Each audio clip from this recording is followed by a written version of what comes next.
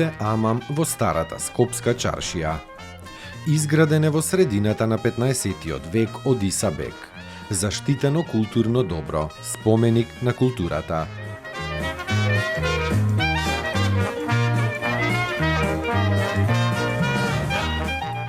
Чифте Амамот заедно со дуќаните што го обкружувале представува јасно определена целина, ограничена од сите страни со улици.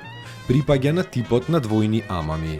Машкиот и женскиот дел не се поставени еден покрај друг, како што е случај кај повеќето амами, туку двата дела се составуваат со деловите за бањање. Така на краевите од амамот се наоѓаат гардеробите, од кои понатаму кон средината се нижат просториите за бањање. Женскиот дел на амамот го зафаќа југозападниот дел на објектот, а машкиот дел, кој е поголем и побогато декориран, се наоѓа во североисточниот дел.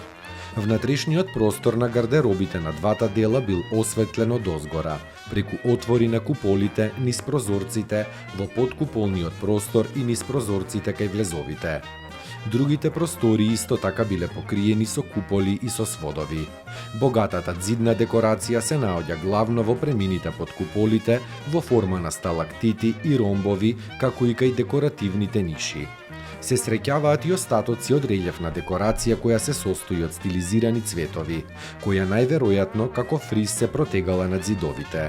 Се предпоставува дека во земјотресот од 1555 година биле урнати двете големи куполи и заменети со дрвена покривна конструкција.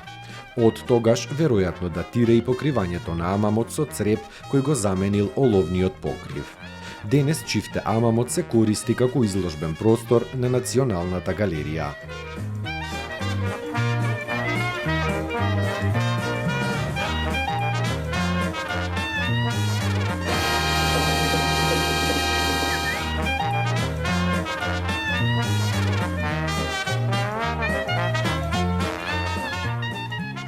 Черкезите во Скопје. Черкезите биле доселени во Скопје по Кримската војна во 1864 година. Јадењето го приготвувале во своите домови, а потоа самите го продавале низ чаршијата.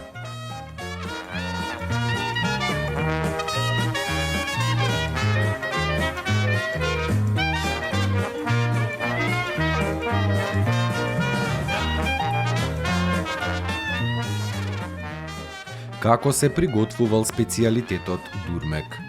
Во голем котел се ставале кисело млеко, мед, пченица, сливи и јајца и сето тоа се варело неколку часа. Челебија ги споменува како скопски специјалитети, исто така и овчиот кебаб и рибјата капама.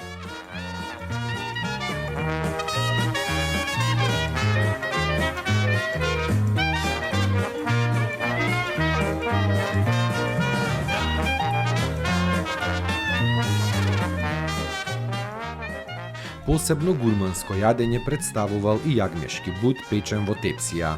Од пијалаците со светски глас била медовината со мирудии, потоа хардалијата, приготвена од синап или горчица, како и екстрактот од пелин, пелонија, малиновиот сок и сладкото вино шира.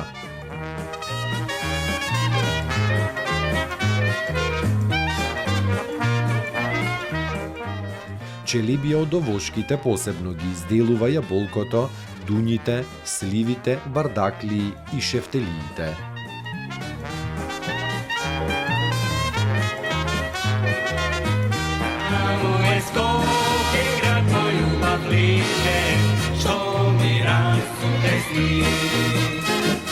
Вечно ќе ја